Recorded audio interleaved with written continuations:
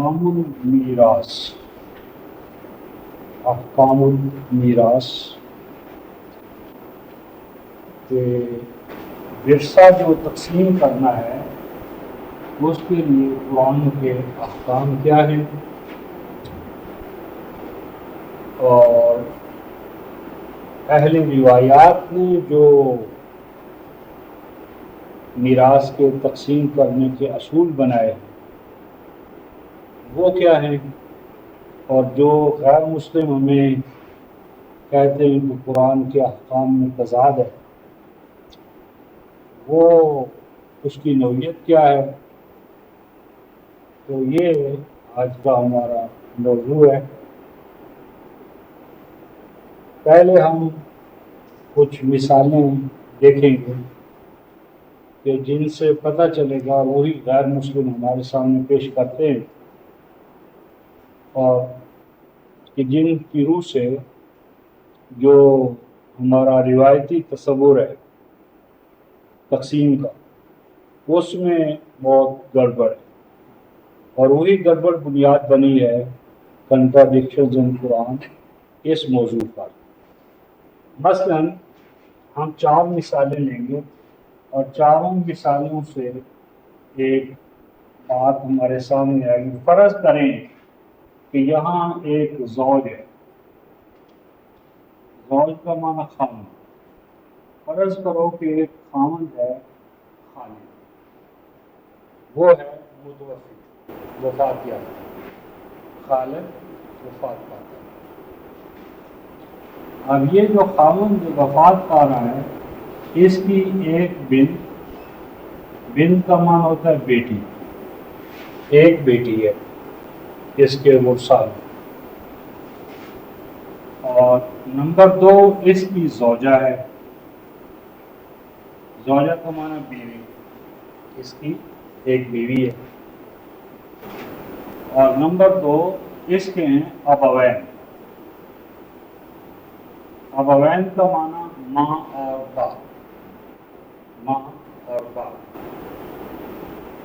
اس صورت میں جو اہل روایات اس کی ہمیں تقسیم بتاتے ہیں، ہاؤ دے ڈیوائڈ ڈسٹریبیوٹ، وہ کیا کرتے ہیں کہ یہ جو لڑکی ہے اس کو دیتے ہیں 1/2، لڑکی 1/2، اور یہ جو زوجہ ہے بیوی، زوجہ کے ساتھ اگر اولاد ہو جس طرح یہاں ہے تو اس کو ملتا ہے 1/8، 1/8، اور یہ جو ماں باپ ہیں ان کو ملتا ہے 1/6 جمع 1/6 مساوی 1/3۔ اب جب یہ ہم جمع کریں گے تو یہ صورت بنے گی، یا ہم 1/3 لکھ لیتے ہیں،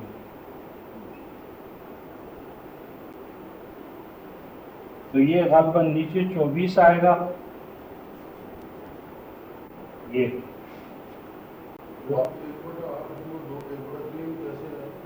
1/6 اور 1/6 کو جمع کرو نا، تو یہ ہم دیکھیں گے کہ یہ 16 لے جائے گی، 2 یہ 12 گنا، یہ 12 نیچے 24 کیسے ہے؟ یہ اس کا ہوتا ہے کہ وہ کون سا عدد تلاش کریں کہ جس پر 3، 8 اور 2 دونوں کو، جو اضافی عقل کے جو کم سے کم ان سب کو تقسیم کر دیں، تو وہ جو تقسیم کرنے والا ہے وہ 24 ہوگا، یعنی یہ کم از کم ہے، ورنہ تو اس سے اوپر بھی ہم جا سکتے ہیں لیکن اس کا فائدہ نہیں۔ تو یہ لڑکی کو ملے 12 اور زوجہ کو ملے 3، 3 8 24، اور یہ جو ماں باپ ہیں ان کو ملے 8۔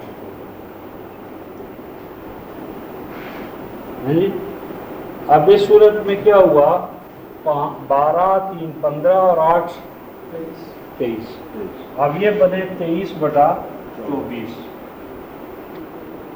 اب اس صورت میں 1/24 کام ہو گیا، بچ گیا. 1/24 بچ گیا.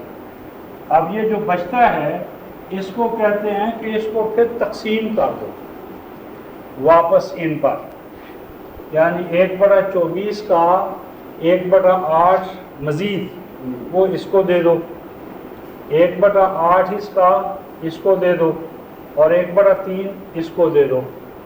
اس صورت میں دے تو دیتے ہیں، اس کو کہتے ہیں رد کرنا، رد. لیکن اس صورت میں جو شعر بتائے تھے اللہ نے وہ بڑھ گئے، وہ 1/2 اب نہیں رہے گا، 1/2 پر کچھ کثرت بڑھ جائے گی. اسی طرح 1/8 نہیں رہے گا، اس پر بھی مزید اضافہ ہو جائے گا. اسی طرح 1/3 نہیں رہے گا، اس پر بھی کچھ اضافہ ہو جائے گا. یعنی اس کا حل یہ نکالا گیا ہے کہ وہ جو بچ گیا ہے وہ تم واپس لوٹا دو اسی تناسب سے. لیکن اس کا نقصان یہ ہوتا ہے وہ تناسب قائم نہیں رہتا جو اللہ تبارک و تعالیٰ نے بتایا. یہ ایک صورت ہے. اب ہم ایک دوسری مثال لیتے ہیں. یعنی صورت مرنے والا یہی ہے، لیکن یہاں جو ہے وہ ایک کی بجائے 2 بیٹیاں چھوڑتا ہے. بنتان،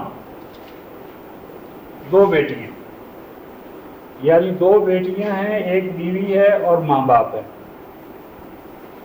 اس صورت میں ہمارے علماء کہتے ہیں کہ 2/3 کو مل جائے گا 2 بیٹیوں کو، 2/3، اور زوجہ جو ہے 1/8، اور ماں باپ کو 1/3. یہاں پھر وہی آیا 24، 1/6 کے ساتھ. ہاں ماں باپ. تو یہاں 16 بن گئے میرا خیال ہے، اور یہاں 3 اور یہاں 8 ہیں. کہاں یہ جو ہے یعنی 3 8 8 19 16، 8 3 24، اور یہ جو ہے 3 8 اور پھر یہ 8 کا 8 رہے گا. اب یہ 27 اوپر آ گیا میرا خیال ہے. 27/24. یہاں وہ کہتا ہے who will pay the exceeding bill.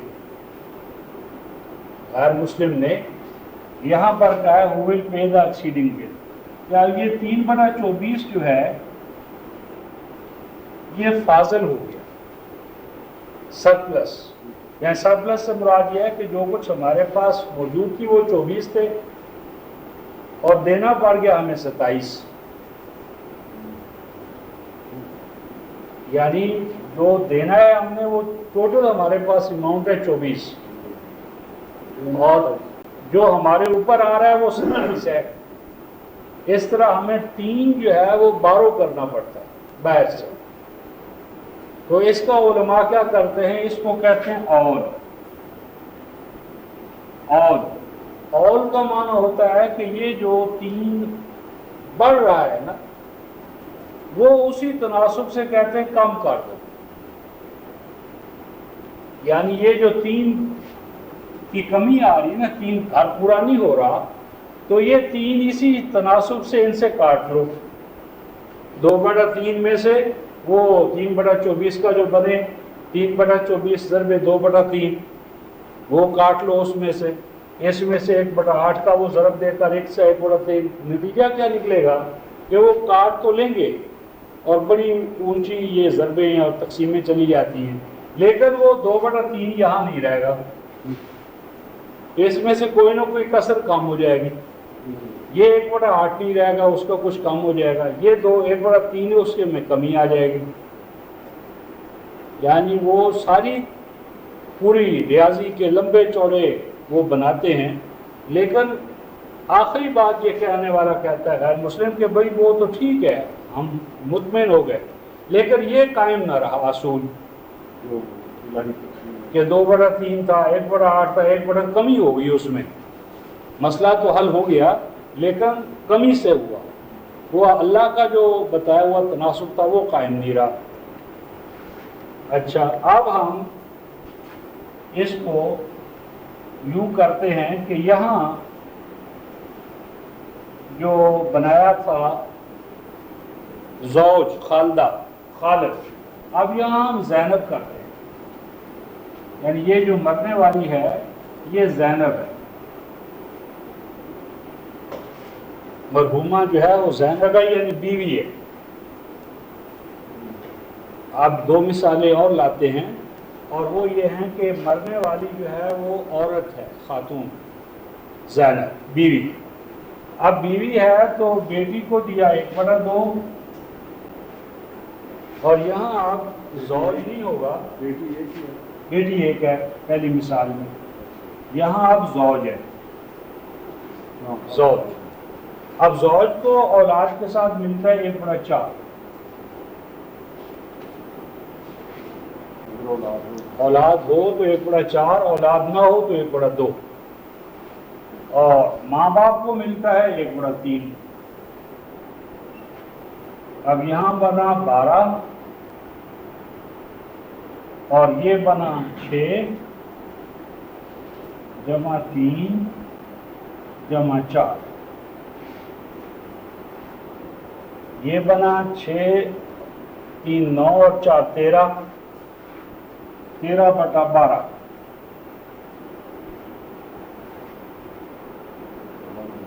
یہ کام ہے ہمارے پاس، اور 1/12 کا مسئلہ بن گیا۔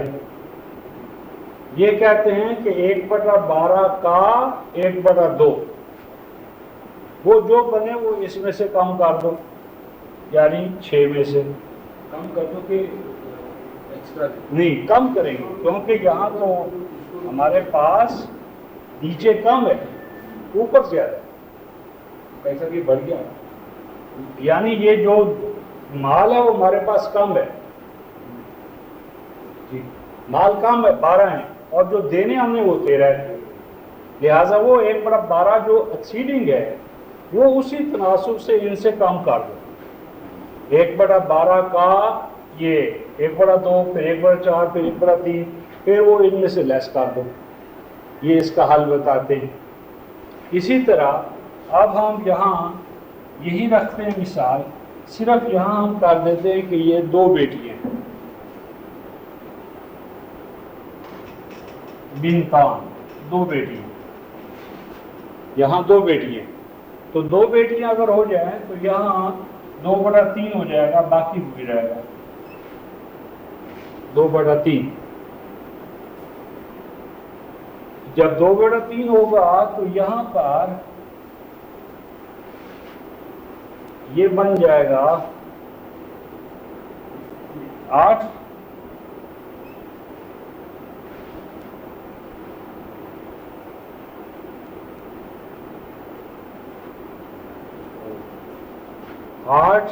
پھر آگے 3، پھر آگے 4، تو یہ 15 بن گیا، 3 اور 4 7 اور 8 15، یہ 15 اور نیچے والا 12۔ اب ہمارے پاس 3/12 کم ہے، 3/12 کم ہے، 3/12 جو ہے وہ کم ہے، پہلی صورت میں بھی کم تھا 1/12۔ ہاں اس وقت کم تھا، کم، کیونکہ بیٹی ایک تھی، اب بیٹیاں ہیں 2، تو 2 ہونے کی وجہ سے یہاں بن گیا ہے 8، 3 اور 4 یہ 15، تو 12 ہمارے پاس ہے، دینا ہم نے 15 ہے۔ دوسرے لفظوں میں گویا 1/4 کی کمی آ گئی، 1/4 کی کمی ٹوٹل میں سے، تو یہ جو ہے پھر اسی طرح اس کو کم کرتے ہیں۔ یہ مثالیں ہیں قول اور رد کی، تو یہ وہ مثالیں ہیں جو غیر مسلموں نے ہمارے سامنے رکھی ہیں اور کہتے ہیں کہ یہ مطلب بتاؤ، لیکن یہ غیر مسلموں نے تو آج ہمارے سامنے یہ رکھی ہیں، لیکن ہم نے جن سے قرآن پڑھا ہے انہوں نے ان مسائل کو 1926 میں رکھا تھا، 1926 میں، یعنی ہمارے سامنے یہ مثالیں 1926 سے اور 1926 سے ہم اس کا حل بتاتے چلے آ رہے ہیں۔ تو وہ حل جو ہے وہ کیا ہے، ابھی ہم اس کو دیکھیں گے۔ تو اس میں بدرسمی پاک و ہند میں ایک شخص ہوا ہے احمد الدین، خواجہ احمد الدین، جن کو کہ علامہ اقبال نے بھی بہت اپنا خراج عقیدت پیش کیا۔ تو یہ ان کی تفسیر ہے بیان للناس۔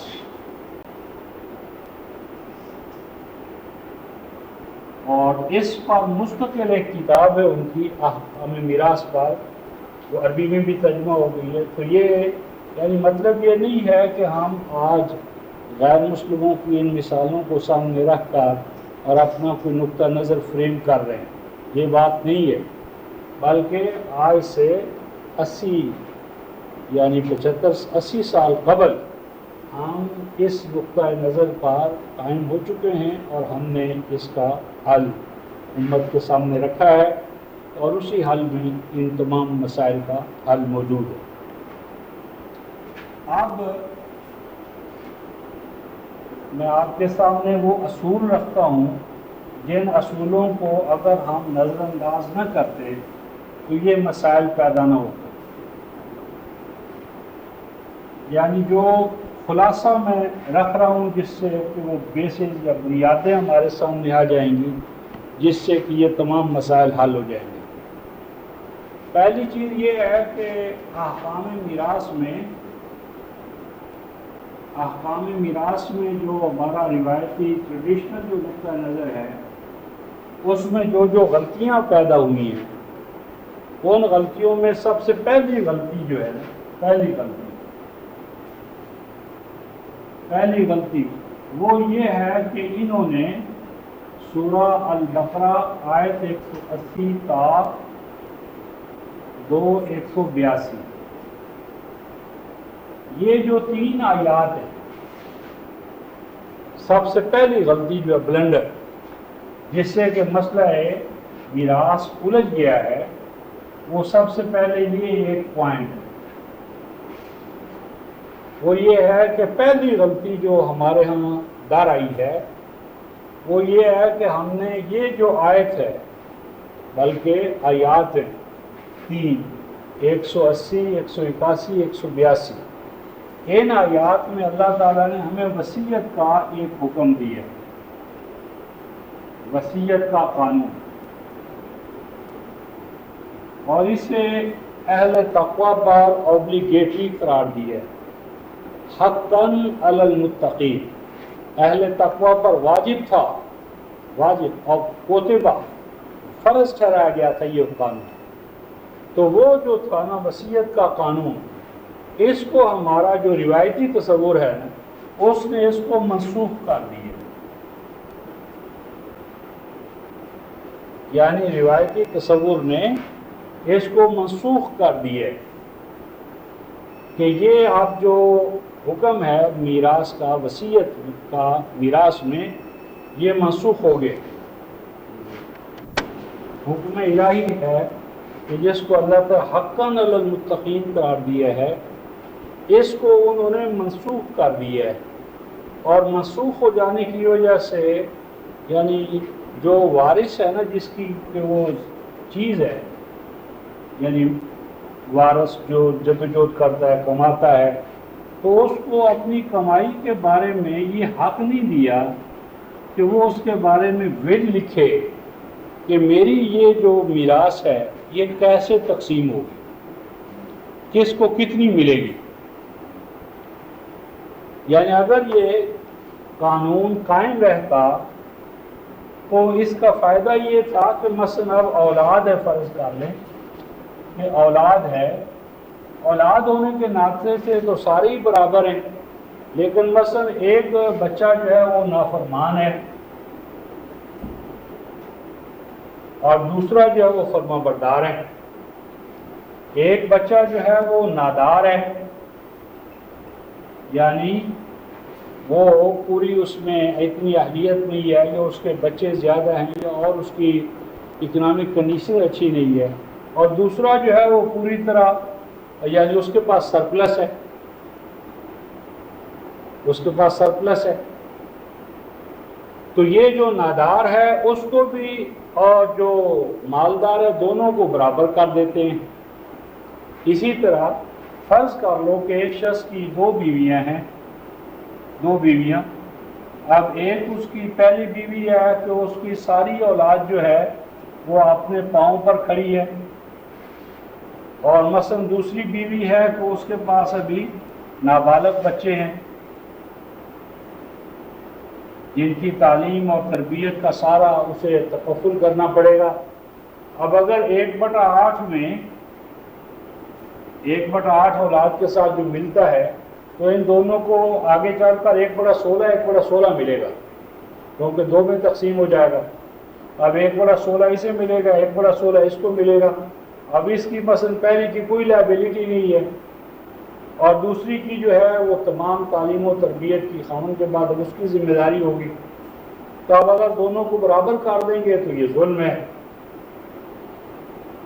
اور اسی طرح اب بعض اوقات اب بچہ نافرمان بھی ہے اور وہ باپ کو قتل کر دیتا ہے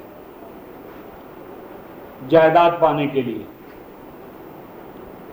یعنی یہ بابا کوسٹ جاتا کیوں نہیں، اس کو راستے سے ہٹانے کے لیے اور اس کی جائیداد ہتھیانے کے لیے قتل تک کر دیتا ہے، اور اس کو پتہ ہے کہ اگر قتل ہو گیا کیا ہوگا، وارث تو میں بانی جاؤں گا۔ لیکن اگر یہ کہ میراث میں وصیت کا قانون ہو تو کوئی شخص اپنے باپ کو تنگ نہیں کرے گا، قتل تو کجا اس کے ساتھ مس بہیو بھی نہیں کرے گا، کیونکہ اسے پتہ ہے کہ میرے باپ کو مکمل اختیار حاصل ہے کہ وہ جس طرح چاہے اس میں کمی کرے بیشی کرے، اس کو یہ حق حاصل ہے کیونکہ کمائی اس کی ہے۔ تو جب ہم یہ بات کہتے ہیں تو ہمارے جو اہل روایات دوست ہیں وہ کہتے ہیں کہ وصیت کو نبی پاک صلی اللہ علیہ وسلم منسوخ کر دی ہے، اور ایک حدیث لاتے ہیں، اس حدیث کا موضوع یہ ہے کہ لا وصیت لوارث، کہ وارث کے بارے میں وصیت کرنے کا کسی کو حق حاصل نہیں ہے، یہ حدیث لاتے ہیں۔ تو ہم کہتے ہیں کہ قرآن کی جو آیت ہے اسے رسول کی حدیث منسوخ نہیں کر سکتی، کیونکہ اللہ تبارک و تعالیٰ کے رسول جو ہیں وہ قرآن کے پیچھے چلنے والے ہیں۔ سورہ الاعراف آیت 188، یا سورہ یونس آیت نمبر 15، یا سورہ الانعام آیت نمبر 50، یا سورہ الاحقاف آیت نمبر 9، کہ بھئی میں تو وہی قرآن کے پیچھے پیچھے چلتا ہوں۔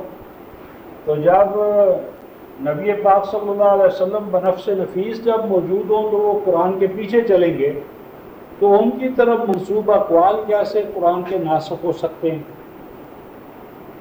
تو اہل روایات کا جو تصور ہے کہ حدیث نے قرآن کو منسوخ کر دیا ہے، یہ تو ناقابل تسلیم ہے۔ البتہ ہمارے جو بعض مثلا تدبر قرآن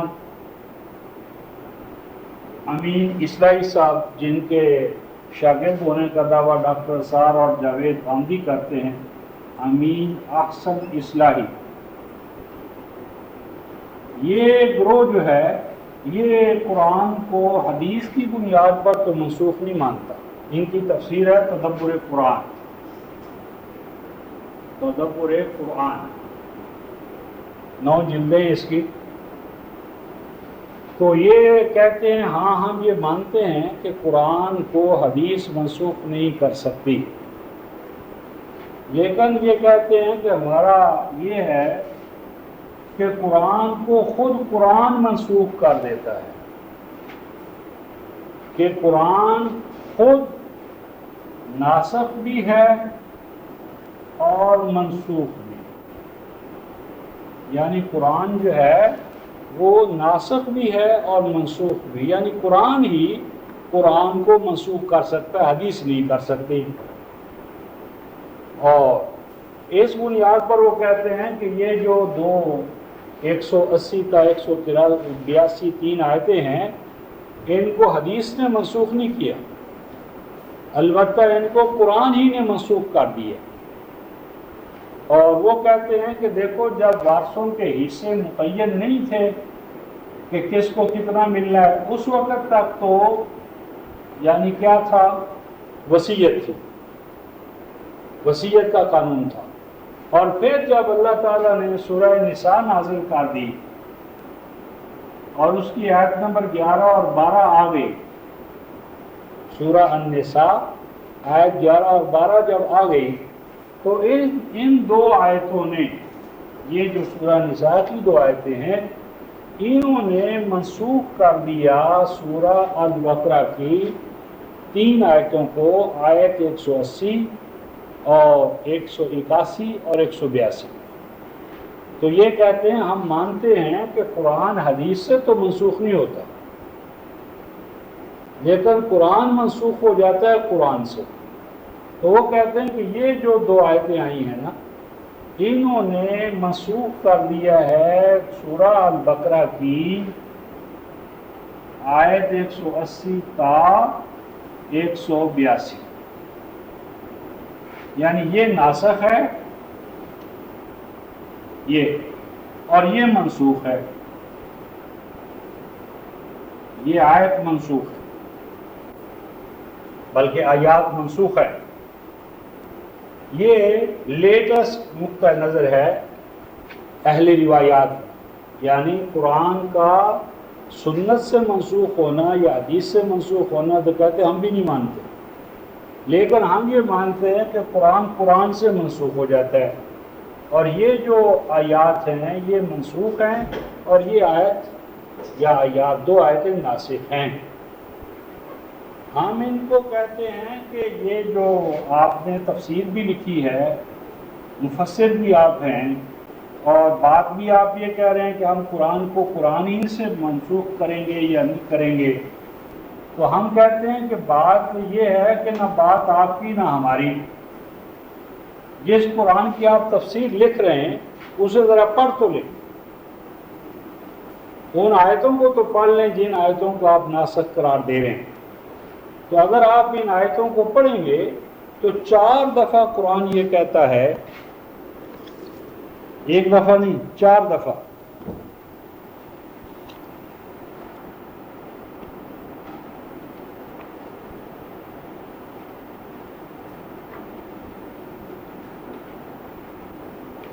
سورہ النساء جہاں سے شروع ہو رہی ہے،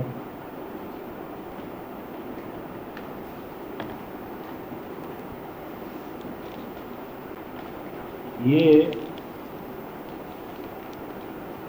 95 صفحہ ہے، 95 صفحہ، اور 95 صفحے پر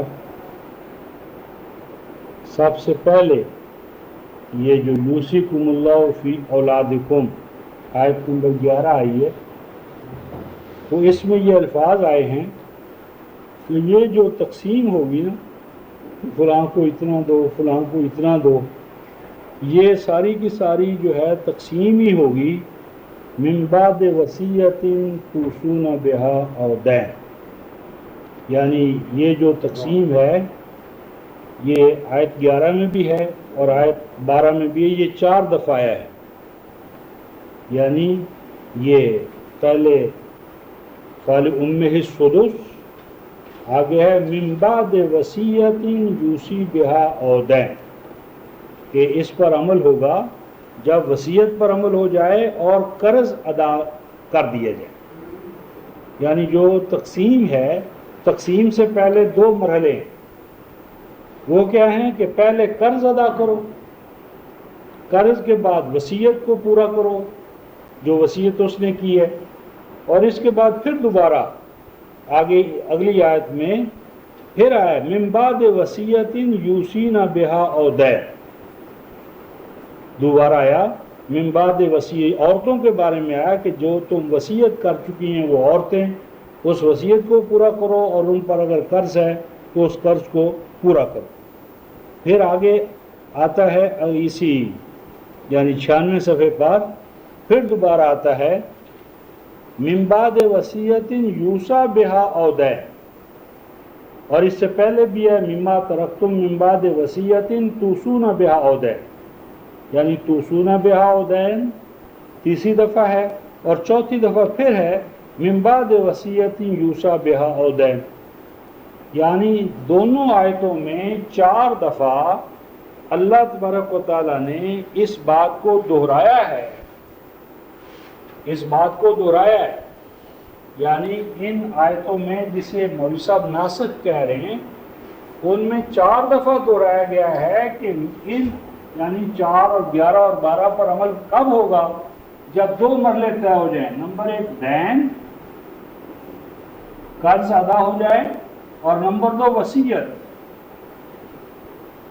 वसीयत जो भी है उसको पूरा कर दिया जाए।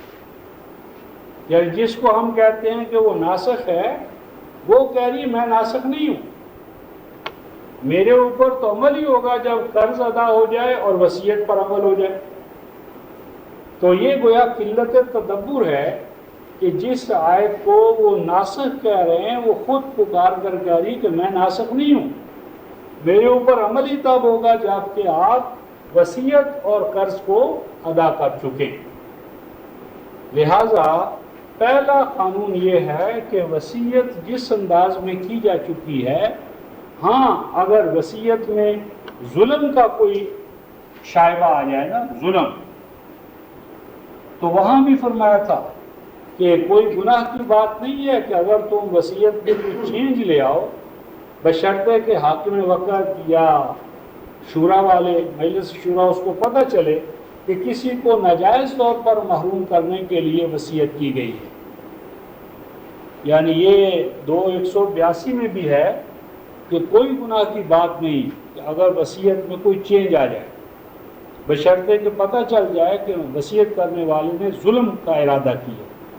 और यहाँ भी आयत नंबर 12 में भी फरमाया है गैरा मुदार, गैरा मुदार, यानी वसीयत में किसी का हक ना मारा जाए। यानी वसीयत इसलिए ना की जाए कि फलां का हक मारना है या किसी को उसके हक से महरूम करना, ये ना होना चाहिए यानी वसीयत के पेश नज़र।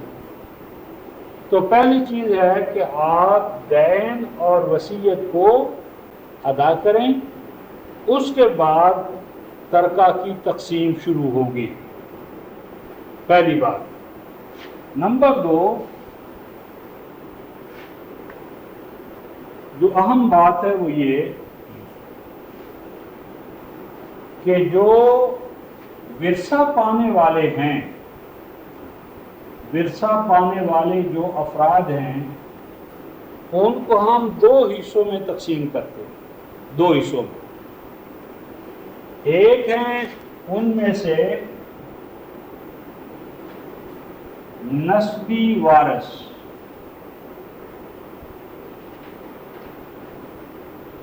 नस्बी वारिस यानी जिनका मौरूस के साथ जिसकी वरासत तकसीम हो रही है उनके साथ उनका ताल्लुक है बर बिनाए नसब या रहम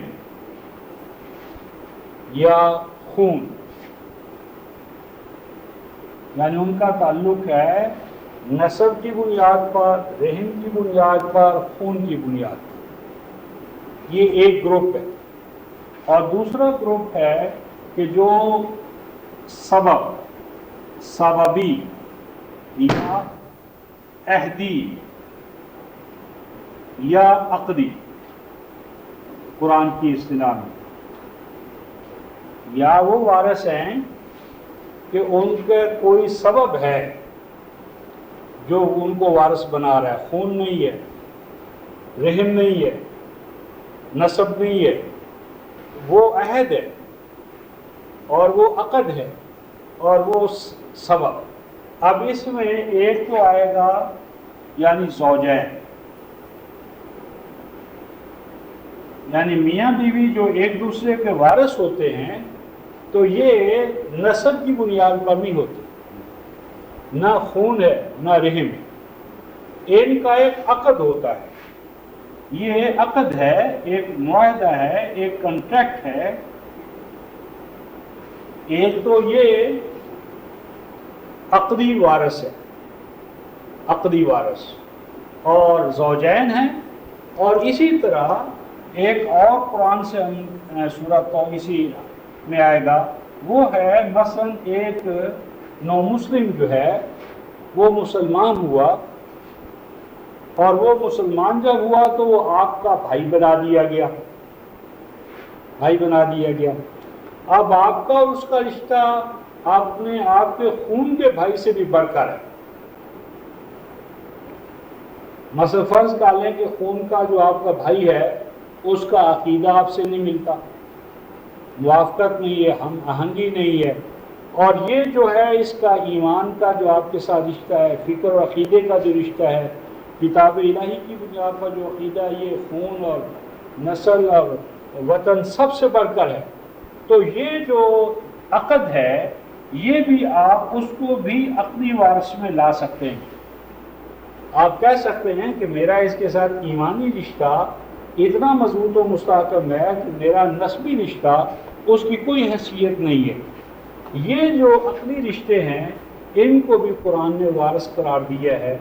تو ورثاء کی دو قسمیں ہیں، بر بنائے خون، رحم اور نسل، اور بر بنائے عقد۔ عقد میں زوجین آئیں گے، میاں بیوی، اور اس کے بعد اہل ایمان، اہل فکر، اہل عقیدہ۔ یہ جو زوجین کا رشتہ ہے یہ چونکہ عہد کا اور عقد کا رشتہ ہے، یہ آگے نہیں چلے گا، یعنی اس کو ہم آگے بڑھا نہیں سکتے، یہ صرف دو کے مابین ہے۔ یہ نہیں ہو سکتا کہ مثلا خامد اگر مر گیا ہے، خامد اب موجود نہیں بیوی کی موجودگی میں، جب وہ مری ہے تو اس کے باپ کو تلاش کریں،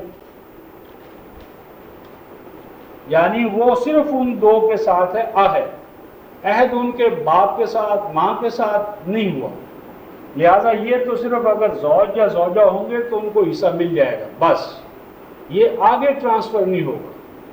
لیکن اور اسی طرح یہ عقد اسی کے ساتھ ہے، اس کے اور کے ساتھ عقد نہیں ہے۔ یہ عقدی رشتے کا خاصہ یہ ہے کہ یہ صرف انڈیویجول پہ جا کر ختم ہو جاتا ہے۔ یہ اس کے برعکس یہ جو دوسرا رشتہ ہے نسب کا، اس میں تین گروہ ہمارے سامنے آئیں گے۔ نمبر ایک اولاد، نمبر دو ابوین، اور نمبر تین اخوت، بھائی،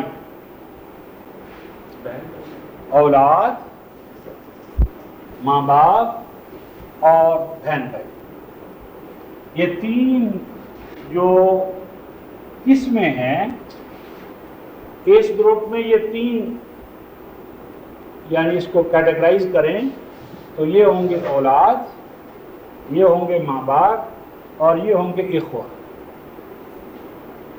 یہ اور اس میں یہ ہوگا کہ اس میں اصول قائم مقامی،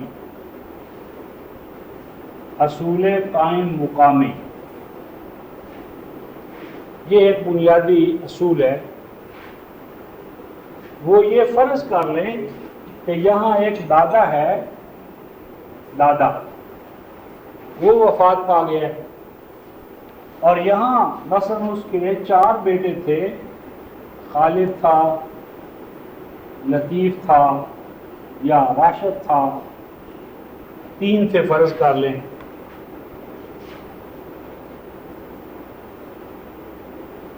اسی طرح مثلا اس کی کوئی بیٹی بھی تھی زینب۔ اب یہ فرض کر لیں کہ یہ لطیف وفات پا چکا ہے اور زینب بھی وفات پا چکی ہے، لیکن اس لطیف کی آگے اولاد ہے، مثلا بیٹا ہے، بیٹی ہے، اسی طرح زینب اس کا بھی بیٹا ہے، بیٹی ہے، تو اب یہ جو صورت ہے، اب ہمارے ہاں کیا کرتے ہیں کہ اگر دادا مر جائے یہاں بات، تو اس کی مثلاً دو ہیں جو موجود لڑکے، مثلاً خالد اور راشد، یہ کیا کریں گے، اولاد کا حصہ صرف دو کو دیں گے، خالد کو اور راشد کو بس. اور یہ جو زینب کی اولاد ہے اور لطیف کی اولاد ہے یہ محروم ہو.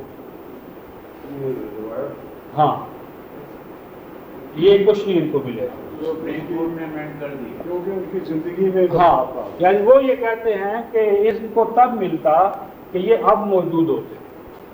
لیکن اب اس کو سپریم کورٹ نے امینڈ کر ہاں وہ تو ہو گیا ہے، لیکن جس اصول کے تحت ہوا اس کو سمجھنا ہے کہ انہوں نے جو کیا وہ کیا ہے اور قرآن کی بنیاد پر کیا ہونا چاہیے. اچھا اب لیکن ایک اور جو یہ ہے کہ مثلا یہ فرض کر لیں بیٹا ہے نا، یہ پوتا بنا نا، اب اس کا پوتا بنا نا، اس پوتے کو تو یہ محروم کرتے ہیں. لیکن اگر ایسا ہو کہ یہ پوتا جو ہے یہ وفات پا جائے، یہ پوتا وفات یافتہ ہو اور دادا موجود ہو، یعنی ایسی صورت بھی ممکن ہے کہ یہ وفات پا جائے پوتا اور مالدار ہو، مال چھوڑے، اور دادا موجود ہو، تو دادے کو دے دیتے ہیں. ہاں یعنی پوتے کی جائیداد دادے کو ملتی ہے، حالانکہ جس ذریعے سے بقول ان کے کہ یہ ایک نہر تھی تو اس کا یہ چینل ہی ٹوٹ گیا ہے، تو جب چینل ہی نہیں ہے تو وہ پانی یہاں آ ہی نہیں رہا. پوتا جو وفات یافتہ بیٹا تھا اس کا. ہاں لیکن جب وہ ان کے برعکس ہم مثال لیتے کہ جو پوتا مرا ہے اور اس کا باپ موجود نہیں ہے، تو آپ یہ دادے تک پہنچا دیتے ہیں حصہ. یعنی یہاں تو دادا وارث بنتا ہے، لیکن جب یہ مرتا ہے تو پوتے کو معلوم کر دیتے ہیں. تو ہم قرآن سے یہ سمجھتے ہیں کہ اولاد یعنی اگر نہ ہوگی تو ان کی اولاد، یعنی یہاں لطیف کی جو اولاد ہے یہ ولد ہے، یعنی اس کا جو شعر ہے، اب مثلا یہ خالد، لطیف، راشد اور زینب، تو یہ اس کے ان کو جو حصہ ملے گا اس کے 2 2 4 2 6 اور 1 7 حصے ہوں گے. اس کو 2 ملیں گے، اس کو 2 ملیں گے، اس کو 1 ملے گا اور اس کو 2. اس کو 2 ملنے والے ان کو ملیں گے 2. لطیف کو 2 ملیں گے. ہاں لطیف کو جو 2 ملنے تھے وہ نیچے آئیں گے اولاد، پھر وہ ذکر و انثی تقسیم کر لیں گے. اسی طرح زینب کا 1 جو ہے وہ نیچے آ جائے گا، بیٹا اور بیٹی کو آگے چلے گا. اس کو ہم کہتے ہیں اصول قائم مقامی. یعنی اگر کیا ہوگا، اگر اولاد نہیں ہے تو اولاد کی اولاد، یعنی اگر بیٹا نہیں ہے تو پوتا، پوتا نہیں ہے تو پرپوتا، اسی طرح بیٹی نہیں ہے تو بیٹی کی بیٹی، وہ نہیں ہے تو اس کی بیٹی، بیٹی بھی. یعنی اصول قائم مقامی نیچے تک چلے گا، اصول میں بھی اور فروع میں بھی. یہ ایک دوسرا اصول ہے کہ اگر کوئی وفات یافتہ ہے تو وفات یافتہ کی جو اولاد ہے وہ اس کے قائم مقام ہوتی چلی جائے گی. اس کے بعد ابھی جو میں نے وارث گروپ بنایا ہے اور یہاں سے مسئلہ حل ہوگا، یہ بنایا ہے اولاد، ماں باپ اور بہن بھائی.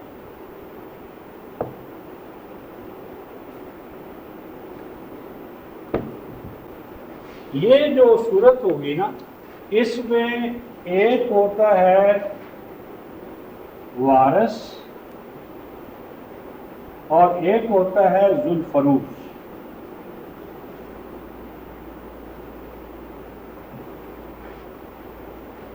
یعنی یہ جو تینوں گروپ ہیں ان کی آگے تقسیم تدبر فی قرآن سے یہ ہے کہ ایک ہوتا ہے وارث گروہ جسے 1 اور 2 کی نسبت سے ملتا ہے، للذکر مثل حظ الانثیین، یعنی بیٹے کو دگنا ملتا ہے بنسبت بیٹی کی. یہ ہے اولاد. اولاد کا قانون یہ ہے کہ اس میں زیف چلتا ہے، یعنی لڑکے کو 2 اور لڑکی کو 1.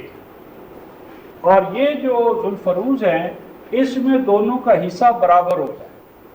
ہوتے یہ بھی وارث ہیں، ہوتا یہ بھی گروہ وارث ہے، لیکن اس وارث گروہ کا جو ورثہ ہوتا ہے وہ برابر ہوتا ہے. مثلا ماں اور باپ ہیں تو اس کو بھی 1/6 ملے گا، اس کو بھی 1/6 ملے گا.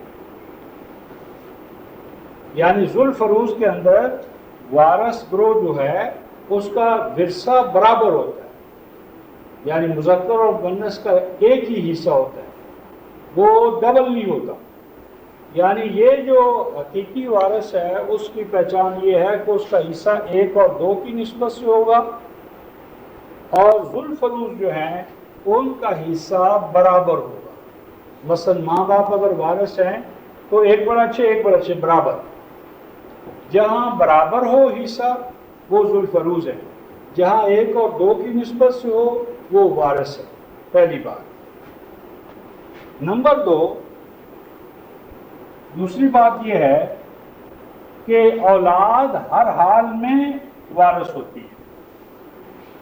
یعنی اولاد کے بارے میں اصول یہ کسی حالت میں بھی اولاد کو ورثے سے محروم نہیں کیا جا سکتا، کسی حال میں بھی.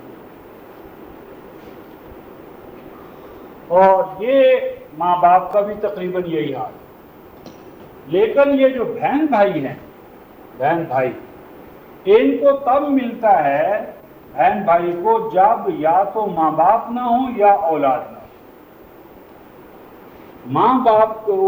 ماں باپ کی موجودگی میں بہن بھائی کے لیے کچھ نہیں ہے.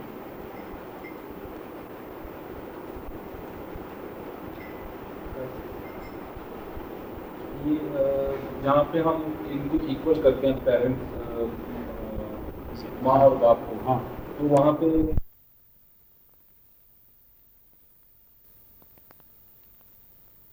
اولاد جو ہے یہ مثلا فرض کرو کہ یہاں ہے تو یہ اولاد وارث ہوگی اور ماں باپ کو 1/6 ملے گا، اور یہ بہن بھائی کچھ نہیں ملے گا. ماں باپ دونوں ہی نہ ہو یا ایک؟ ابھی آتا ہے کہ اگر باپ ہو تو ماں ہو تو 3 شکلیں ابھی سامنے آئیں گی. اصول یہ ہے کہ جب ماں باپ دونوں ہوں گے تو ان کو کچھ نہیں ملے گا، یعنی یہ محروم رہیں گے ماں باپ کے ہوتے ہوئے. اولاد بھی نہ ہو تو پھر بھی نہیں، اولاد ہو تو ان کو کچھ نہیں ملے گا. اب اس کے بعد اگلی جو اہم بات ہے وہ یہ ہے کہ یہ تو اولاد ماں باپ اور بھائی ہیں.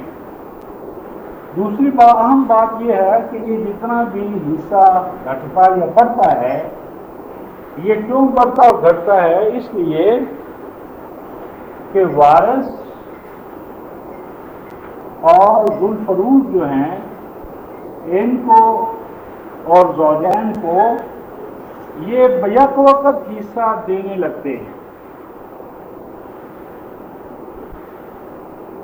یہ بیک وقت حصہ دینے لگتے ہیں. تو پہلی غلطی اصولاً یہ ہے، سب سے پہلے تقسیم کا طریقہ کار یہ ہے، تقسیم کا اصول یہ ہے، اور کہیں گھٹنے بڑھنے کا سوال ہی پیدا نہیں ہوگا. نمبر 1، سب سے پہلے کیا کریں؟ زوج یا زوجہ، اس کا حصہ مثلا یا تو اولاد کے ساتھ اس کا 1/4 ہوگا یا 1/2 ہوگا. زوجہ یا 1/8 ہوگا یا 1/4 ہوگا. اور اس کے ساتھ ماں باپ جن کا 1/6 ہے اور 1/6. یعنی آپ یوں کریں کہ ماں باپ اور زوجین ان کا حصہ پہلے نکال لیں. زوجین یعنی کہ میاں بیوی، میاں ہے تو بیوی ہے تو، یعنی آپ ذوالفروز جو ہیں ماں باپ اور ازواج، ان کا حصہ بیک وقت آپ نکال لیں. اور جو باقی بچے ترکہ وہ سارے کا سارا اولاد کو دے دیں، وہ اولاد کو دے دیں، وہ 1 اور 2 کی نسبت سے تقسیم کر دیں۔ اب دیکھیے جو 4 مثالیں ہم نے لی ہیں، پہلی مثال کیا تھی کہ مثلا خالد جو ہے وہ وفات پاتا تھا، ایک لڑکی تھی اور ایک اس کی زوجہ تھی اور ایک یہ ابوین ماں باپ۔ بہت سادہ تقسیم ہے، کوئی الٹ پلٹ نہیں ہوا کسی کیس میں بھی۔ زوجہ کو ملے گا اولاد کے ساتھ 1/8 اور ماں باپ کو ملے گا 1/3، 1/3 یہ بنا 24، 8 یا 24 اور یہ 8، 11/24 آپ ان کو دے دیں، ماں باپ اور بیوی۔ بیوی۔ اب جو باقی بچا 11/24 یہ ان کو دے دیں کہ یہ 1 ہو، 2 ہو، 3 ہو، 4 لڑکیاں ہوں تو برابر برابر، اس ذکر میں اس کو حاصل ہو بیٹا اور بیٹی ہو، کچھ ہو، یعنی بیٹے اور بیٹی کے مابین وارث ہونے میں فرق نہیں ہے، آدھا ڈبل نہیں، آدھا ڈبل اس وقت کرتا ہے جب وہ ملے جلے ہوں، یعنی لڑکے بھی ہیں لڑکیاں بھی ہیں، جس طرح یہاں ہے۔ ابھی تو یہ ہے نا، اگر یہاں مثلا اولاد ہے، ابھی اس کی 3 صورتیں الگ آئیں گی قرآن سے۔ ابھی میں یہ بتا رہا ہوں کہ یہ پہلے آپ یہ کریں کہ زوجہ اور ابوین، زوج اور ابوین ان کا دے دیں، ماں باپ اور بیوی جو بنتا ہے 11/24۔ وہ نہیں، ہاں 11/24 یہ آپ ان کو دے دیں، اور جو بچے گا 13/24 وہ اولاد کا ہے۔ اب اولاد کیا ہے اس کا نقشہ ہم الگ بنا لیں گے۔ جس وقت آپ ان 2 کو ابوین اور زوجین کو دے دیں گے، جو بچے گا وہ ایک وحدت ہے، وہ وحدت ان میں تقسیم ہو جائے گی، وہ ترکہ۔ اور ایسا اس میں وہ لا تو نہ آیا کہ اگر بیٹی ہے تو اس کو 2/3 دیا جائے؟ کون سی 2/3 تو تھا جب 2 بیٹیاں ہوں گی، اور وہ تو میں نے ان کی مثال دی تھی، اپنا تو نہیں بتایا۔ 2/3 یا 1/3 جو میں نے کہا تھا، یہ تو میں ان کی بات کر رہا تھا کہ انہوں نے یہ کہا اور اس سے یہ تضاد پیدا ہوا ہے۔ ابھی تو ہم اس کو دوبارہ لیں گے نا کہ اولاد ہو تو قرآن کیا اس کی تقسیم کرتا ہے۔ ابھی تو پہلی جو غلطی ہے وہ بتانی ہے کہ ان 2 کو اور ان کو اکٹھا نہ کریں۔ یہ پرانے ہاں، جس وقت آپ ان کو اکٹھا کرتے ہیں تو یہ فساد شروع ہوتا ہے۔ ہونا یہ چاہیے کہ ماں باپ اور میاں بیوی کا حصہ پہلے نکال دو، جو بھی بنے، اس کے بعد جو باقی بچ جائے وہ اولاد کا ہے۔ 1 ہو، 2 ہو، 3 ہو، وہ پھر تینوں صورتیں بتائے گا قرآن۔ 1 ہو تو کیا دینا ہے، 2 ہو تو کیا ہے، 3 ہو تو کیا ہے، وہ بعد میں ہے۔ پہلے جس وقت آپ ان کو اکٹھا کرتے ہیں، سب کو گٹی میں باندھتے ہیں، وہ پھر فساد شروع ہو جاتا ہے۔ یعنی جو ذوالفروض ہیں جن کے حصے متعین کر دیے گئے کہ اس کو 1/2 دو یا 1/4 دو، ان کو آپ دے دیں۔ ایک بار میں سوال ہے کہ اس میں ماں باپ دونوں کی موجودگی میں بہن بھائی بھی ہاں نہیں، اگر بہن بھائی ہوں گے بھی تو انہیں کچھ نہیں ملے گا کہ ناٹ الاؤڈ۔ نہ، اگر وہ ایک ماں ہے وہ ابھی آتی ہے نا آگے صورت۔ ابھی تو ایک اصول بتایا کہ یہ اصول اگر آپ سامنے رکھیں گے تو کہیں بڑھنے گھٹنے کا مسئلہ ہی نہیں آئے گا۔ یہ پہلی بات، یعنی ان تینوں کو جس وقت اکٹھا کریں گے تو یہ فساد ہے۔ اگر آپ ان کو پہلے یہ کریں ذوالفروض اور اس کے بعد وارث گروپ، اور یہ اصول ہوگا کہ جہاں قرآن یہ ذوالفروض کے حصے بتائے اور فرض کرو کہ وارث گروپ کا ذکر نہ کرے تو انڈرسٹوڈ ہے کہ وہاں وہ لازماً موجود ہے۔ اس کے وہ ہو ہی نہیں سکتا کہ قرآن نسبت تناسب برابر 1/6 اس کو دو 1/6 اس کو دو اور بقیہ کے بارے میں نہ بتایا. وہ انڈرسٹوڈ ہے کہ وہاں وہ اولاد موجود ہے.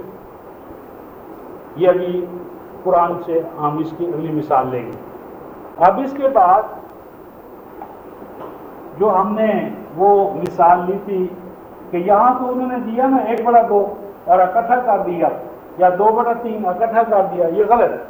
یعنی پہلے اصول یہ سمجھ لیں، پہلے آپ زوجین کا حصہ دے دیں، ابوین کا حصہ دے دیں، اور جو بچے ما تبقى جو باقی بچے وہ اولاد کا. اور اولاد میں کس طرح تقسیم کرنا وہ بھی آ گیا. تو پہلی چیز یہ ہے کہ ان کو جو عقلی وارث ہیں ذو الفروض ہیں، ذو الفروض کا حصہ پہلے نکال دیا جائے، اور جو باقی بچے وہ اولاد میں للذکر مثل حظ الانثیین تقسیم کیا جائے گا. یہ پہلی بات. اب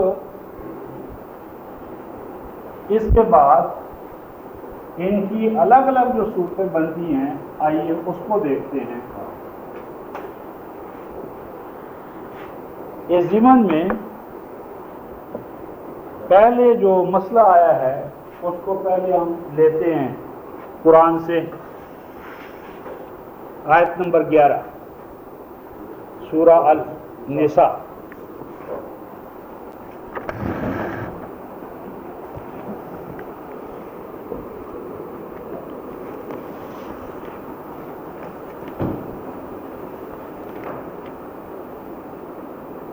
سورہ النساء پہلی 11 آیت، صفحہ 55 ہے 95. یوصیکم اللہ فی اولادکم للذکر مثل حظ الانثیین. اگر اولاد کی صورت یہ ہو کہ وہ ملی جلی ہو، پہلی بات لڑکیاں بھی ہوں اور لڑکے بھی، یعنی لڑکے بھی ہیں اور لڑکیاں بھی ملے جلے، تو قاعدہ کیا بتایا کہ ایک مذکر کا حصہ 2 مؤنث کے برابر ہوگا. یعنی یہ کیا صورت ہے کہ لڑکے اور لڑکیاں دونوں ایک سے زائد ہیں، لڑکیاں بھی زائد ہیں اور لڑکے بھی زائد ہیں. تو یہ تقسیم اس طرح ہوگی کہ ایک لڑکے کو 2 لڑکیاں تصور کرو، تو وہ 1 اور 2 کی نسبت سے تقسیم کر دیا جائے.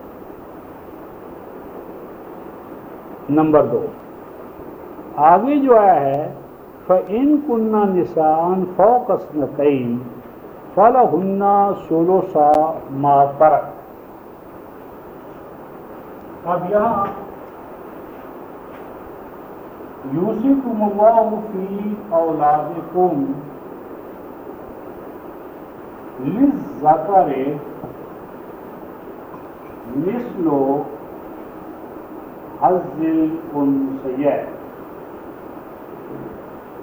اللہ تعالیٰ تمہیں وصیت فرماتے ہیں تمہاری اولاد کے بارے میں، اور وہ یہ کہ ایک لڑکے کا حصہ 2 لڑکیوں کے برابر ہوگا. اچھا، اب اس میں 2 اصول طے ہو گئے. ایک تو یہ کہ بہت سی لڑکیاں یعنی بہت سے لڑکے اور بہت سی لڑکیاں، یہ آ گیا اس میں یا نہیں؟ للذکر مثل حظ الانثیین کہ وہ جو لڑکا ہوگا وہ 2 اور لڑکی ہے، یعنی اس میں ایک اصول تو یہ سمجھ میں آ گیا. یعنی بہت سے لڑکے اور بہت سی لڑکیاں، ان کو اس طرح ڈیل کیا جائے گا کہ ایک لڑکا جو ہے اس کا حصہ 2 لڑکیوں کے برابر. یہ پہلی بات جو یہاں سمجھ میں آتی ہے. نمبر 2 اس سے ایک اور بات سمجھ میں آتی ہے، وہ یہ کہ ایک لڑکا اور 2 لڑکیاں کیا سمجھ میں نہیں آتا؟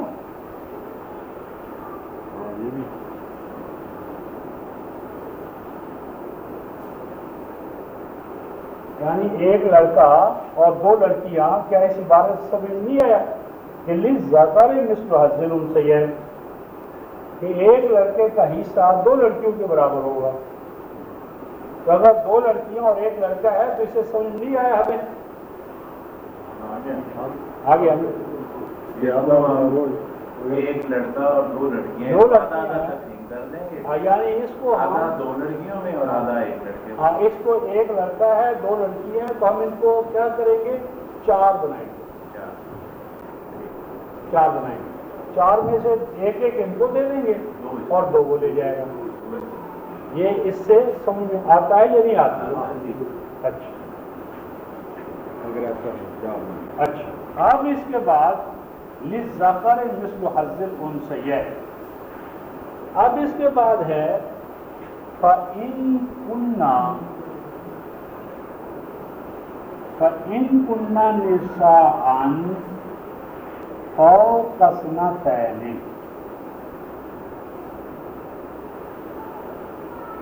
اب یہاں قرآن کہتا ہے اور اگر ہوں وہ نمبر ایک نساء کہتا ہے، بنت نہیں کہتا، بیٹی نہیں کہتا، بنات لڑکیاں نہیں کہتا، بلکہ نساء کہتا ہے۔ پہلے تو اس کو ہم سمجھیں کہ نساء کیوں قرآن کہتا ہے۔ بات یہ ہے کہ قرآن کے نزدیک مال کی بڑی اہمیت ہے اور نابالغوں کو مال نہیں دینا چاہیے۔ نابالغ ہوں تو ان کے اوپر قرآن نے قانون بنایا ہے کہ ان کا ایک گارڈین مقرر کیا جائے، کسٹوڈین، اور یہ مال اس کے تصرف میں جانا چاہیے جس کو اسٹیٹ مقرر کرے، اور وہ مومن ہوگا تو آگے اس کے احکام دیے ہیں۔ یعنی میں سمجھ رہا ہوں کہ نسان کہنے میں حکمت یہ ہے کہ وہ اگر ابھی بالغ نہیں ہوئی، لڑکیوں یا لڑکیاں ہوں، ان کا مال کسٹوڈین شپ میں جائے۔ نسان سے میں یہ سمجھتا ہوں، یعنی بنتن بھی قرآن کہہ سکتا تھا، بنات بھی کہہ سکتا تھا۔ نساء کا لفظ لانے میں حکمت یہ ہے کہ یہ مال ان کو اس وقت ڈلیور کیا جائے گا جب وہ عاقل و بالغ ہو جائے، اس مال کو سنبھالنے کی ان میں اہلیت پیدا ہو جائے۔ اچھا، یہ جو کہا ہے کہ اگر وہ ہوں عورتیں دو سے زائد، میں یہ سمجھتا ہوں کہ دو کا قانون اس کے اوپر بیان کر دیے، دو کا قانون اس میں آ گیا، للذکر مثل حظ الانثیین۔ اب ہمارے علماء آج تک یہ فوقہ کا لفظ جو ہے نا اوپر، اس کو کہتے ہیں کہ یہ زیادہ ہے، اس کا کوئی معنی نہیں لینا چاہیے۔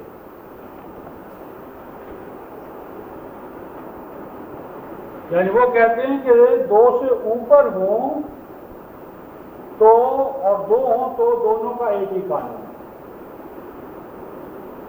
میں یہ سمجھتا ہوں یا ہمارے اساتذہ یہ سمجھتے ہیں کہ فوقہ یہاں پر زائد نہیں ہے، اور کہیں بھی قرآن میں کوئی لفظ زائد نہیں ہے۔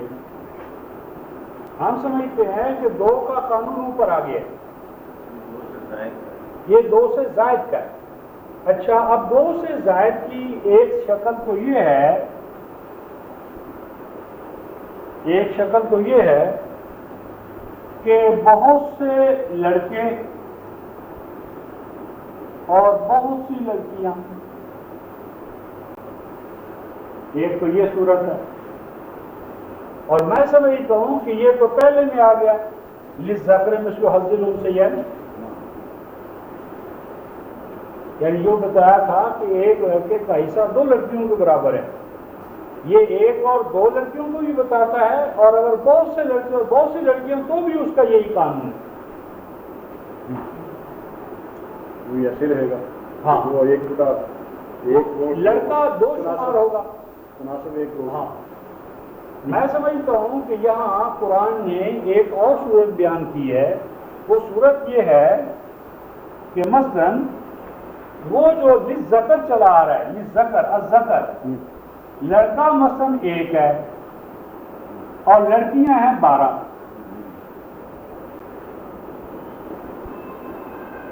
یعنی اگر ایسی صورت پیدا ہو جائے کہ کسی مرنے والے کا لڑکا تو ایک ہی ہے اور لڑکیاں اس کی 12 14 2-3 خاندوں سے فرض کر لیں ایسا ہے ہاں تو یعنی 8 9 تو عموماً ہوتا ہے.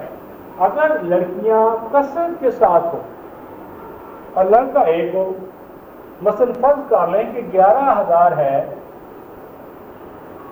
اور ایک مثلا لڑکا ہے اور 10 لڑکیاں ہیں یا 12 لڑکیاں یا کتنی ہیں، تو چونکہ لڑکے نے اب آگے قرآن نے اس کی ذمہ داری میں ڈبل ڈالا ہے، اس نے اپنا تکفل بھی کرنا ہے اور اپنی بیوی کا بھی اور اپنی اولاد کا بھی، لیکن لڑکی کے اوپر کوئی تکفل نہیں ہے، وہ تو اپنے خاوند سے اور اپنے ماں باپ سے. تو یہ میں سمجھتا ہوں کہ اس صورت کے اندر جو لڑکیاں 2 سے زائد ہوں انہیں میکسیمم 2/3 دیا جائے گا ٹوٹل کا، اور 1/3 لازماً ایک لڑکے کے لیے محفوظ رکھا جائے. یہ ٹوٹل جو ہے یہ بچ گیا ہے؟ نہیں ابھی تو ٹوٹل بنا ہی نہیں، یہ تو وہ حصہ ہوگا جو اولاد کو ملے گا. اولاد کو وہی ملے گا جو ماں باپ اور زوجین کے مل جانے کے بعد جو بچے گا اس کا جو کل سرمایہ ہوگا اس سرمایہ میں سے 1/3 لازماً لڑکے کے لیے محفوظ کر دیا جائے. ہاں اور 2/3 نہیں، لڑکا ایک ہو، اگر لڑکیاں 12 ہوں 14 ہوں 18 ہوں زیادہ لکھے نا 100 کے ہاں یعنی اگر لڑکیاں 2 سے زائد 3 4 5 10 ملٹی پلائی ہوتی چلی جائیں، اگر ایسی صورت تمہارے ہاں پیدا ہو جائے تو لڑکے کو کم از کم 1/3 اس میں سے دے دیا جائے 2/3 لڑکی اور 2/3 لڑکیوں میں برابری کی بنیاد پر تقسیم کر دیا جائے. اچھا آگے آیا ہے اگلی صورت فَإِن كَانَتْ وَاحِدَةً فَإِن كَانَتْ وَاحِدَةً فَلَهَا النِّصْفُ. یہ جو آیت ہے اس کو بڑا یعنی مشکل گردانا گیا ہے اور حالانکہ کچھ مشکل نہیں ہے. عام ترجمہ اس کا یہ ہے کہ اگر لڑکی ایک ہی ہو تو اس کو دے دیا جائے 1/2. پھر سوال پیدا ہوتا ہے کہ لڑکی کو 1/2 دے دیے باقی 1/2 کہاں جائے گا؟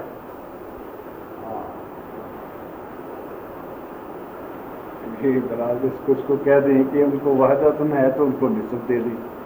تو اگر ایک ہی لڑکی ہو تو اس کو دے دو 1/2. تو سوال ہے باقی 1/2 کہاں جائے؟ ہاں یہ غیر مسلم ہم سے سوال کرتے ہیں کہ بھائی بتاؤ 1/2 کہاں کنویں میں ڈال دیں، کس کو دیں؟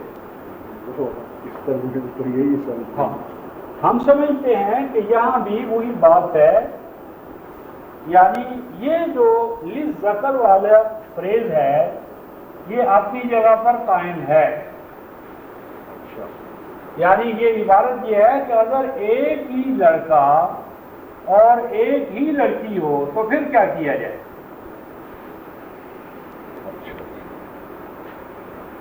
پہلے تو انہوں نے جیسے اب آیا نا یہ بیان.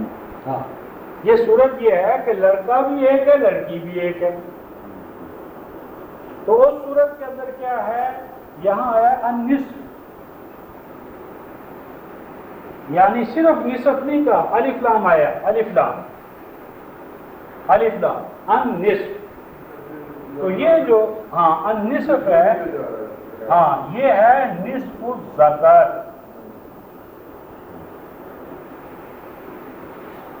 فَلَهَا النِّصْفُ کا معنی ہے فَلَهَا نِصْفُ الذَّكَرِ، یعنی لڑکے کو 2 اور لڑکی کو 1.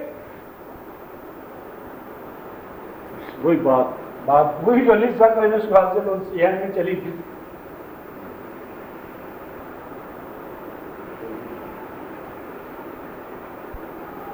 یعنی یہ صرف عبارت کا تسلسل جو ہے یہ توڑ دینے سے یہ مسائل پیدا ہوئے، بلکہ وہ ایک ہی وضاحت ہے. ہاں بلکہ یہ تو اسی کو مفروضہ فرض کر کے کہ یہ صورت ہو تو کیا کریں، یہ ہو تو کیا کریں، یہ ہو تو کیا کریں، ہر صورت کو اولاد کے حوالے سے یہاں مکمل کریں. وضاحت کی ہے.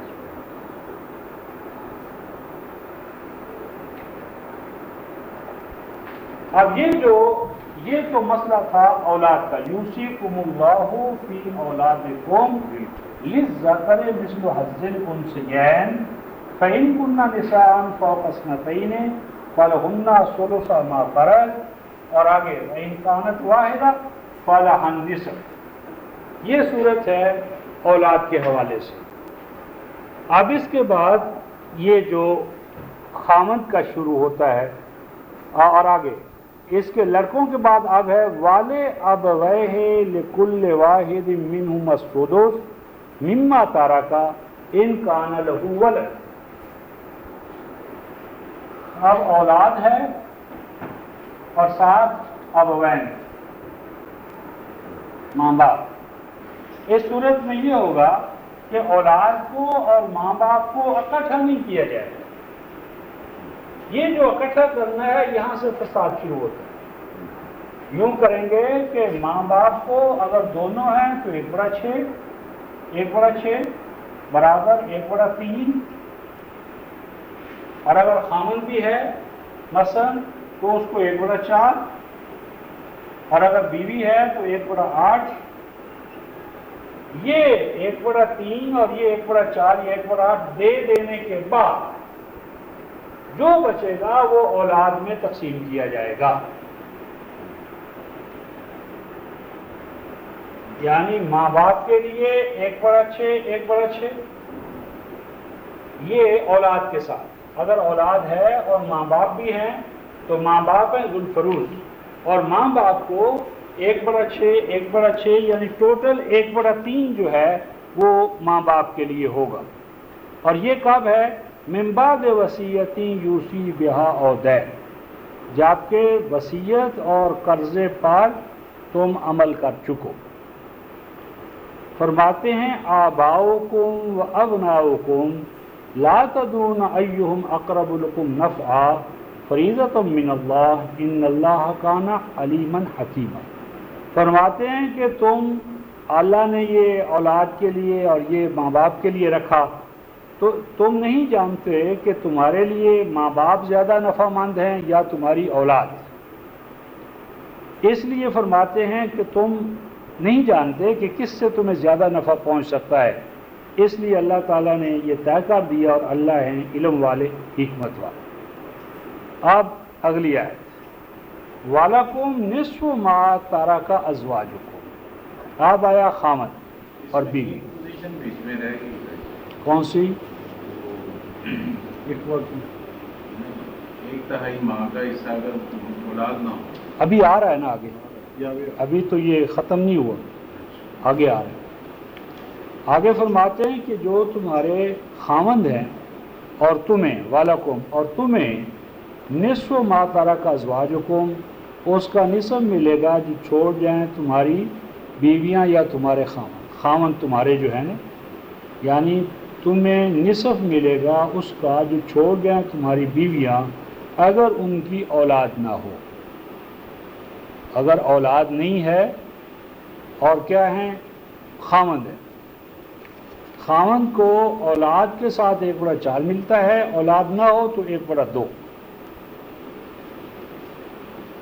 اور فَإِن كَانَ لَهُنَّ وَلَدٌ، اور اگر ان کے لیے اولاد ہو تو تمہیں 1/4 ملے گا کل ترکہ کا۔ اور اس پر بھی وہی حکم ہے کہ من بعد وصیت یوصی بہا او دین، وصیت اور قرضہ چکا دینے کے بعد۔ اور اب بیویوں کا وَلَهُنَّ الرُّبُعُ، اور بیویوں کو 1/4 ملے گا جو تم چھوڑو اگر ان کی اولاد ہو، اور اگر اولاد نہ ہو تو 1/4، اور اگر اولاد ہو تو 1/8 جو کہ تم نے چھوڑا، اور اس پر بھی عمل ہوگا وصیت کے بعد اور قرض کو ادا کرنے کے بعد۔ اب اگلی صورت آ رہی ہے وَإِن كَانَ رَجُلٌ يُورَثُ كَلَالَةً أَوْ امْرَأَةٌ وَلَهُ أَخٌ أَوْ أُخْتٌ فَلِكُلِّ وَاحِدٍ مِّنْهُمَا السُّدُسُ۔ اب یہاں پر ایک सूरत आ रही है।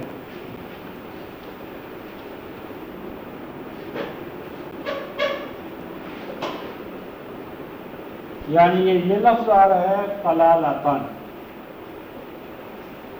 यानी एक मैयत है और उस मैयत को कुरान कलाला कह रहा है, कलाला। हमारे यहाँ कलाला के बारे में रिवायात में ये है कि कलाला वो होता है जिसकी औलाद भी ना हो और माँ बाप भी ना हो।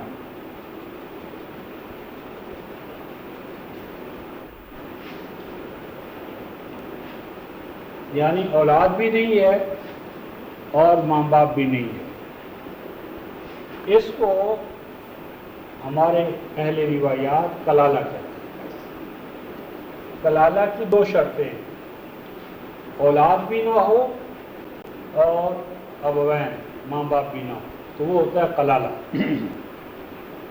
यानी कलाला जो है, यानी गोया के दो तरफे हैं मैयत की, एक असूल ऊपर वाले माँ बाप और दूसरी फरू शाखें यानी औलाद। तो अहले रिवायात कहते हैं कि ना माँ बाप हो और ना औलाद हो। तो ये दो शर्तें लगाते हैं हमारे यहाँ कि कलाला वो होता है जिसके माँ बाप भी नहीं है और औलाद भी नहीं है, और अब उनके पास है सिर्फ इख्वा,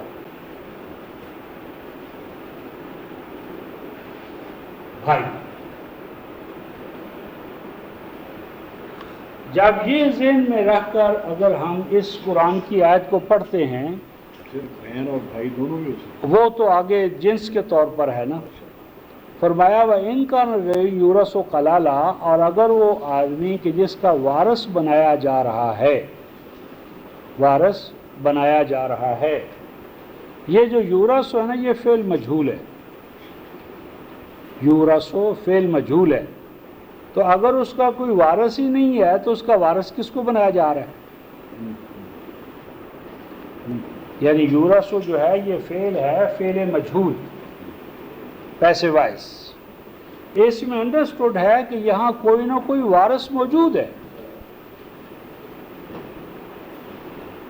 इनका ना रजुल यूरस व कलाला, रजुल है और उसका वारस बनाया जा रहा है, और वो है कलाला, मर्द है या औरत।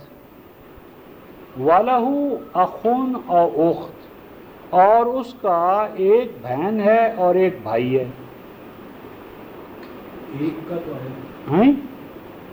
वलहु अखुन, और उसके लिए एक भाई है या और एक बहन है। फाले कुल्ले वाहिद मिनहुमा सुदुस, तो उस बहन या भाई में से हर एक को 1/6 मिलेगा। अब ये जो फरमाया है कि उनमें से हर एक को 1/6 मिले, ये 1/6 हिस्सा किसका है? नहीं, जो पहले पीछे देखें, वाले अबवैहे लिकुल्ले वाहिदिन मिनहुमा सुदुस, पीछे पढ़े ना, आयत नंबर 11। आयत नंबर 11 में है वाले अबवैहे लिकुल्ले वाहिदिन मिनहुमा सुदुस, और उसके माँ बाप में से हर एक के लिए 1/6। यानी यहाँ सूरत ये बनती है, वो सूरत नहीं जो हमारे उलमा कह रहे हैं। कलाला की सूरत ये है, कलाला की सूरत ये होती है कि औलाद है, अबवैन माँ बाप नहीं हैं, और अख और उख्त, ये है। औलाद है क्योंकि आगे जाकर कुरान ने अगले 10 में देखेंगे 6:176 वहाँ फरमाया है कि कलाला की एक सूरत है लैसा लहू वलद, लैसा लहू वलद। ये 4:176 में کلالہ کی وہ صورت بیان کی ہے کہ لیس لہ ولد، یہ آخر میں 176 کی آخری جو ہے نا آیت، یہ صفحہ ہے 128 بلکہ 127 ہے، 127 کا آخر، یستفتونک قل اللہ یفتیکم فی القلالہ، 127 صفحہ، کہ اللہ تمہیں کلالہ کے بارے میں رہنمائی دیتے ہیں اگر کوئی مرد ہو کہ وہ وفات پا جائے، اور آگے کیا کہا، لیس لہ ولد، یعنی کلالہ کی وہ صورت کہ اس کے لیے اولاد نہ ہو، وَلَهُ أُخْتٌ، اور اس کی ایک ہی کیا ہو، بہن ہو۔ اب یہاں جو قرآن نے یہ کہا ہے نا، یعنی یہاں پر لیس لہ ولد، وہ کلالہ وہ ہے جس کی اولاد نہیں ہے۔ اگر کلالہ ہمیشہ بے اولاد ہوتا ہو تو قرآن کو یہ کہنے کی کیا ضرورت تھی؟ وہ کہتا ہے یہ وہ کلالہ ہے جس کا اولاد نہیں ہے۔ یعنی یہاں قرآن 176 میں یہ کہتا ہے کہ یہاں اس کلالے کے بارے میں تم پوچھ رہے ہو کہ لیس لہ ولد، اس کا بیٹا نہیں ہے، اولاد نہیں ہے۔ اس کا مطلب کہ پہلی صورت جو 4:12 میں آ رہی ہے یہ وہ کلالہ ہے کہ جس کی اولاد ہے۔ یعنی کلالے کی دو صورتیں ہیں، کلالہ جو ہے وہ دو صورتوں میں بنتا ہے۔ پہلی صورت ہے کہ اولاد ہو ابوین نہ ہو، ماں باپ نہ ہو، اور اخوت ہو، بھائی ہو، بھائی یا بہن۔ کلالہ کی دو صورتیں ہیں، پہلی اولاد تو موجود ہے، اولاد ہے، ماں باپ نہیں ہیں، اور اخوت موجود ہے۔ دوسری صورت کلالے کی وہ ہے کہ اولاد بھی غائب اور ابوین بھی غائب، صرف اخوت ہی اخوت ہے۔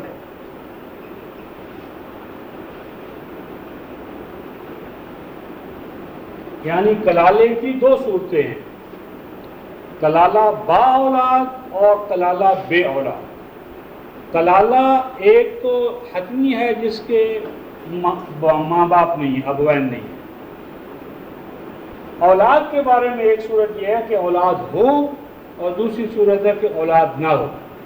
اگر ایسی صورت ہو کہ اولاد ہے اور ماں باپ نہیں ہے اور اخ یا اخت یا اخوہ، تو اس اخ یا اخت یا اخوہ کو اس کے قائم مقام بنا دیا جائے، یعنی یہ ماں باپ کا حصہ ان کو ملے گا۔ اگر اولاد ہو، ماں باپ نہ ہو، اور بہن بھائی ہو، اور ساتھ بیوی ہو، بیوی کا تو مسئلہ ہی نہیں ہے نا، اس نے تو لازماً لینا ہے۔ وہ خلاف نہیں، وہ تو ایسا ہوگا نا، اگر وہ بھی نہ ہو فرض کیا تو ایک بڑا آڑ اس میں ہے۔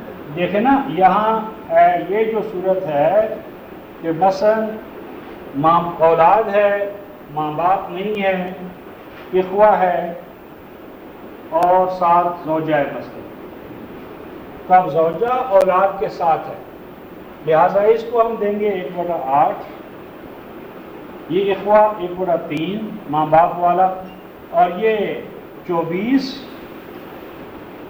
8 اور 3 11/24 یہ لے لیں گے زوجہ اور اخوہ، اور 13/14 یہ 24 اولاد کو مل جائے، یہاں تو مسئلہ ہی نہیں۔ ایک بھائی ہو، ایک بھائی ہو تو 1/6، 1/6، اس میں ابھی اگلی قرآن صورت بیان کی ہے۔ پہلے تو یہ اصول دیکھ لیں کہ یہاں پہلی صورت میں اولاد موجود، ابوین نہیں، ماں باپ نہیں، اور اخوہ۔ اب اخوہ کو قرآن نے کہا کہ یہ جو ایک اخ ہے، ایک اخت ہے، یا اخوہ ہے، اگر ایسا ہو کہ ایک بھائی ہے 1/6، اگر ایک بہن ہے 1/6۔ اچھا، اب اگر یہ ہو کہ ایک ہی بھائی ہو اور ایک ہی بہن ہو، تو اس صورت کے اندر یہ کرتے ہیں کہ اس کو دے دیتے ہیں 1/6، باقی جو 1/6 ہے وہ پھر اسباط کو دیتے ہیں، یعنی اس کے وہ پچھلے کوئی بہن کی طرف، کوئی بھائی کی طرف، کوئی خاوند کی طرف سے، کوئی ماں کی طرف سے، وہ ان کو اسباط کہتے ہیں۔ ہم سمجھتے ہیں کہ اس صورت کے اندر وہ جو 1/6 ہے، یعنی یہ جو ماں باپ کا حصہ تھا نا 1/3، یہ 1/3،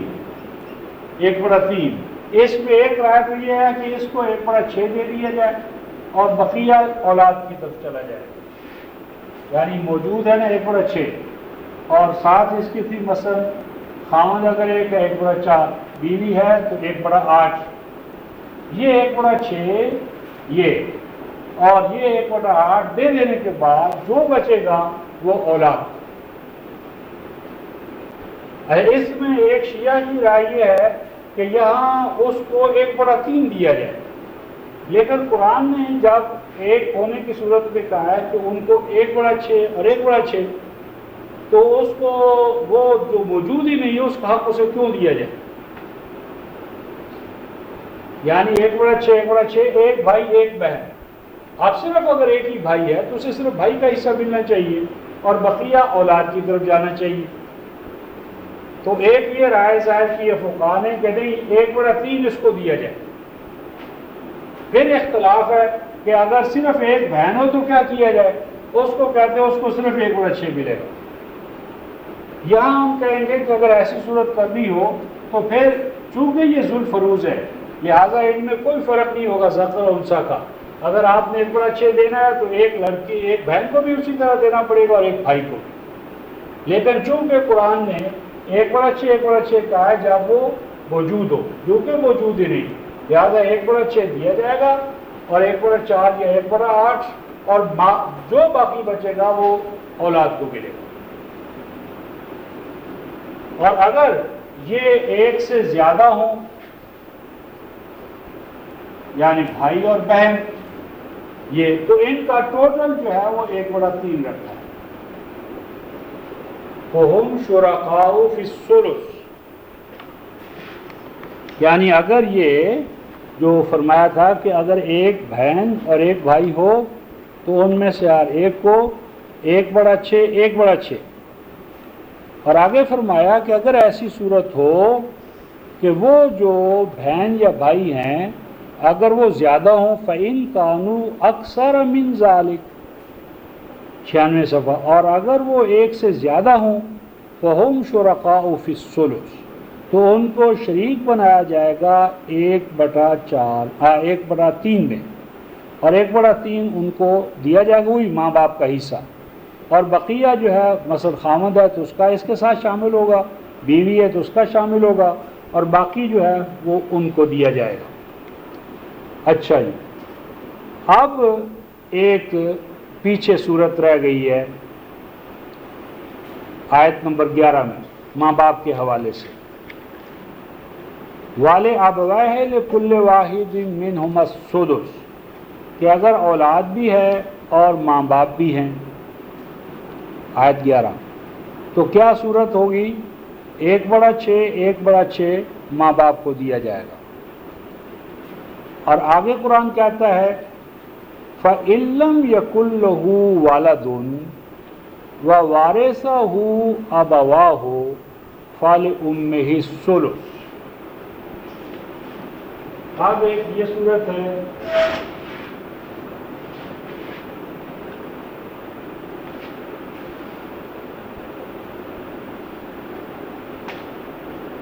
یعنی اس طرح ہوتا ہے کہ جو مرنے والا ہے مثلا خالد، اس کی اولاد نہیں ہے، اور یہاں ہے ابوین، ماں باپ ہے، اور یہاں زوجہ ہے، اور یہاں اخوہ ہے۔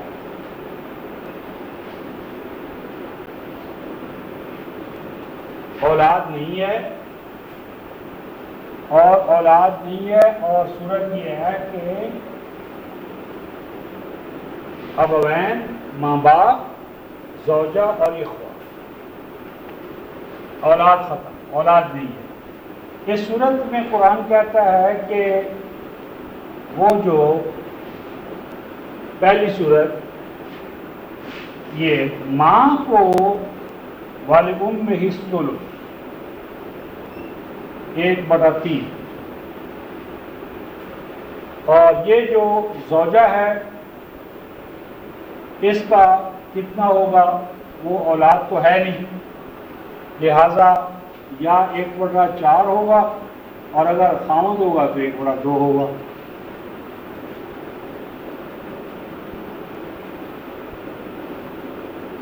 اب یہاں پر یہ جو ولأمہ الثلث، ثلث اور یہ نکال دینے کے بعد جو بھی ہوگا وہ والد کو ملے گا، باپ کو۔ ایک گویا کہ باپ جو ہے یہ قائم مقام ہے اولاد کا، وارث۔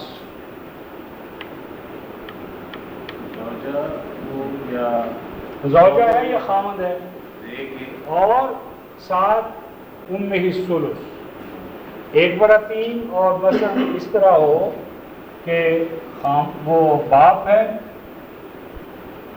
ماں ہے، اور ساتھ اس کے جو ہے زوج ہے۔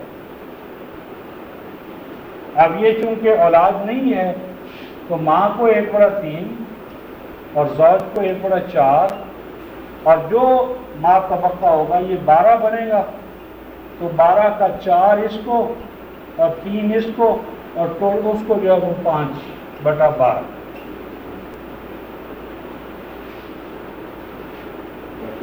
باپ، وہ کل جو ہے وہ باپ کو ملے۔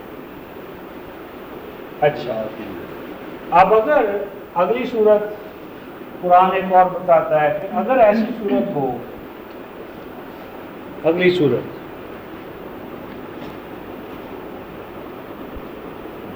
فَإِن كَانُوا لَهُ إِخْوَةٌ فَلِأُمِّهِ السُّدُسُ۔ اب یہاں فَإِن كَانَ لَهُ إِخْوَةٌ فَلِأُمِّهِ السُّدُسُ مِن بَعْدِ وَصِيَّةٍ يُوصِي بِهَا أَوْ دَيْنٍ۔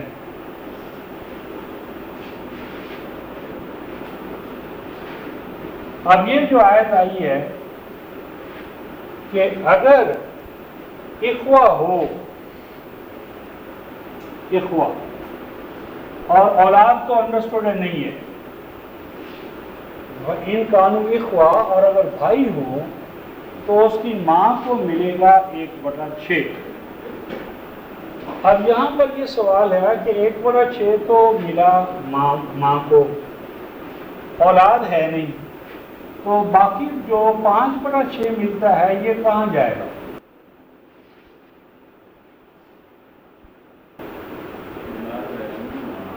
اچھا، اب یہ جو اخوہ ہے نا، اگر اس پہ اخوہ ہو تو اس کی ماں کو 1/6، تو سوال یہ کہ اگر ماں کا حصہ کم ہوا ہے تو کیوں ہوا ہے؟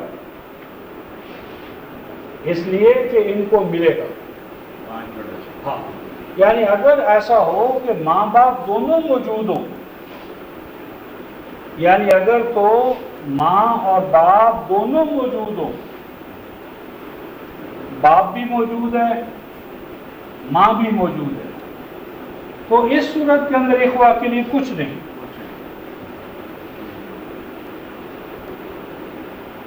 یعنی اگر اولاد بھی نہیں ہے لیکن ماں اور باپ دونوں ہیں اور اخوہ ہے، زوج کا تو جو اس کا تو حصہ کسی قیمت پہ ختم ہونا ہی نہیں نا، اس کو تو اب چونکہ اولاد نہیں